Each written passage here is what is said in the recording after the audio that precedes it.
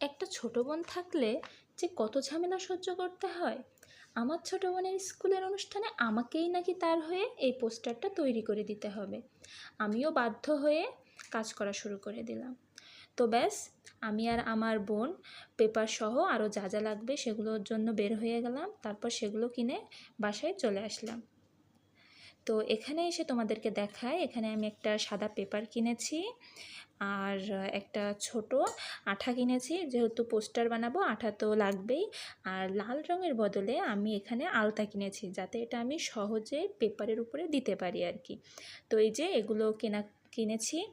তো এখন সবগুলো উপকরণ নিয়ে কাজে লেগে পড়েছি। এখানে আমি প্রথমেই পেন্সিল ও স্কেল দিয়ে দাগ দিয়ে নিলাম এবং যে লাইনটা লিখবো সেটাই আঁকতে লাগলাম। তো এখানে আমি পানি লাগবে কারো পানি, এই লাইনটাই লিখব।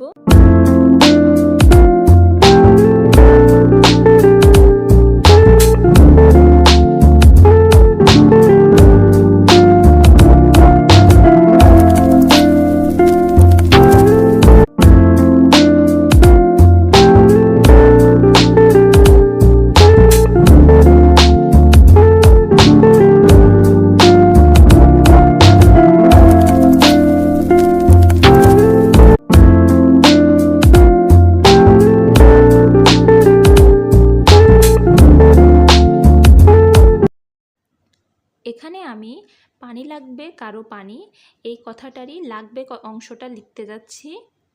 তো প্রথমেই যেহেতু আমি এখানে লম্বা করে একটা মার্জিন টেনে দিয়েছি, তো এই কারণে আমার লেখার সাইজটা কিন্তু একই থাকবে। এখানে লেখার সাইজের কোনো প্রকার উলটপালট হবে না আর কি, অর্থাৎ ছোট বড় হবে না। তো এই যে আমি এখানে অনেক কষ্ট করে লটা লিখে ফেলেছি। তারপর এখন গ অংশটা লিখব, দেখা যাক আমি কেমন আঁকতে পারি। তো আমি মোটামুটি ভালোই আঁকি আর কি, মানে নিজের কাছে মনে হয় যে মোটামুটি ভালোই আঁকি, একেবারে খারাপও না একেবারে ভালোও না, হয়ে যায় আর কি। তো এখানে আমি সেটাই ট্রাই করছি যাতে আমি ভালোভাবে এটা করে দিতে পারি। যেহেতু আমার ছোটো বোন আমাকে দায়িত্ব দিয়েছে, তো তার কথা হচ্ছে আপু আমাকে ভালোভাবে করে দিতে হবে, নইলে কিন্তু আমি নিয়ে যাব না। আপনারাই বলেন এটা কোনো কথা? আমি এত কষ্ট করে তাকে করে দিব, সেটা যেমনই হোক সে নেবে না। তো যেমন কথা তেমন কাজ। আমি এখানে প্রায় আধা ঘন্টা মতো সময় লেগেছে এটা আমার পুরোপুরি কমপ্লিট করে লিখতে। তো এখানে আমি কারো অংশটা লিখতে যাচ্ছি। তো দেখতে পাচ্ছ তোমরা যে কয়াকার অংশটা হয়ে গেছে। তারপর আমি এখানে রটা আঁকতে যাচ্ছি।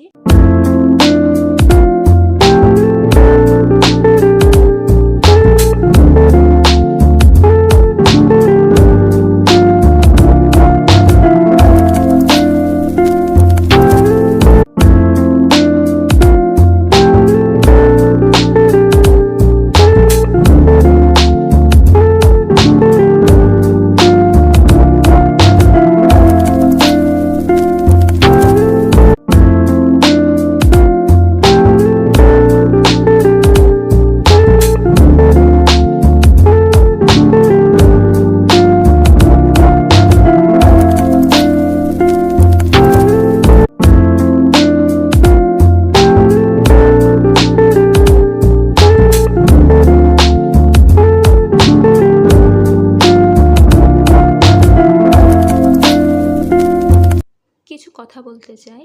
আমার পেজটা যেহেতু নতুন, তো সবাই অবশ্যই আমার পেজটাকে ফলো দিবে, লাইক করবে। ভিডিওটা ভালো লাগলে অবশ্যই কমেন্ট করে জানাবে যে তোমাদের কাছেও ভিডিওটা কেমন লেগেছে। আর এই পোস্টারের বাকি অংশটা অর্থাৎ রং করা সহ বাকি পুরাটাই অবশ্যই আসবে। তো আজকের মতো এই পর্যন্ত, বাই।